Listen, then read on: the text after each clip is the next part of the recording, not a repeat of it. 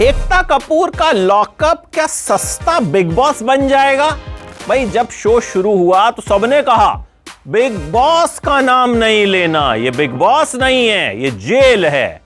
माना भैया जेल है, लेकिन जो कुछ हो रहा है उससे लग रहा है कि ये सस्ता बिग बॉस बनने की तरफ अग्रसर है।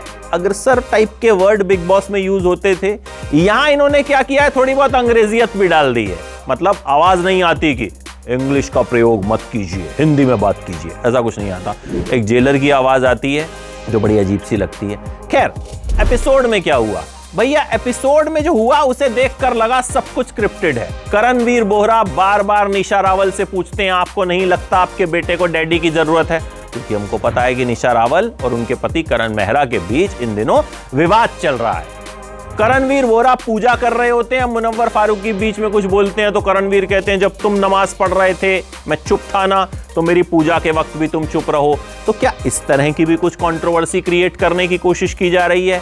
घर वाले बगावत कर देते हैं, मतलब लॉकअप वाले कैदी बगावत कर देते हैं कि भैया हमें बेसिक चीजें चाहिए, और अल्टीमेटली फिर जेलर जो होता है वो कहता है सब अपने नाम के आगे एक एक चीज लिख दो, 2 टीमों में कंपटीशन करवाएंगे, जो जीतेगी उसको हम चीजें दे देंगे।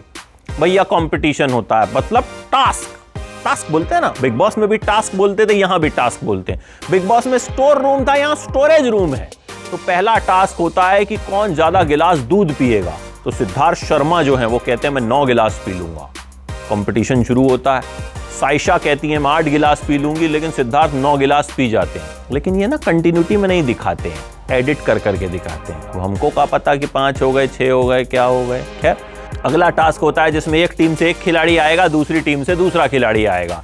एक खिलाड़ी अपने सर के ऊपर एक बॉल रखेगा और दूसरे वाले को अपना कोई कपड़ा उस पे मारना है और गिराना, अपना ही कपड़ा, और फिर वो उस कपड़े को यूज नहीं कर सकते। इस चक्कर में करणवीर बोहरा के सारे कपड़े चले जाते हैं। खैर, जो राइट वाली टीम है वो दोनों टास्क जीत जाती है। उसके बाद ये होता है कि जीतने वाली टीम अपने किसी 2 मेंबर्स को सेलेक्ट कर ले और उन्हें बाहर जाने का मौका मिलेगा। तो सिद्धार्थ और अंजलि को सेलेक्ट किया जाता है। हालांकि पायल रोहतगी कहती है मैं तो नहीं चाहती, मैं तो चाहती हूं सिद्धार्थ और करणवीर। ये दोनों बाहर जाते हैं, इनको थोड़ा बहुत बाहर की हवा पानी खिलाते हैं, मोमोज खिलाते हैं, वापस ले आते हैं। पायल रोहतगी और पूनम पांडे के बीच झगड़ा होता है जो पूरी तरह से स्क्रिप्टेड लगता है, पूरी तरह से। मतलब तुमने मुझे एटीट्यूड दिया, तुमने मुझे एटीट्यूड दिया, ये वो किसने किसको एटीट्यूड दिया आप समझ नहीं पाते हैं। अल्टीमेटली सेम एपिसोड में दोनों की दोस्ती हो जाती है। जैसे इससे पहले वाले एपिसोड में सिद्धार्थ शर्मा और शिवम शर्मा लड़े थे, सेम एपिसोड में इनकी दोस्ती हो गई थी। बबीता फोगाट गर्म पानी के लिए रो रही है, गर्म पानी दे दो मुझे। पूनम पांडे कह रही मेरा बीपी लो हो रहा है, मुझे विटामिन B12 चाहिए, कॉफी चाहिए, I want coffee, I want chocolate. भैया कॉफी चॉकलेट लग्जरी की चीजें होती हैं, ऐसे नहीं मिलती हैं। तो कुल मिलाकर ये शो जो है ना वो बिग बॉस की सस्ती कॉपी लग रहा है। पूनम पांडे से बार बार पूछ रहे हैं कि भैया तुम्हारा पति के साथ क्या लफड़ा हुआ था? बोलती है मुझे फोन इस्तेमाल नहीं करने देता था, बोलता था इसी रूम में रहोगी जिसमें मैं हूं, मैं डॉगीज के साथ सोती थी तब भी उसको दिक्कत होती थी।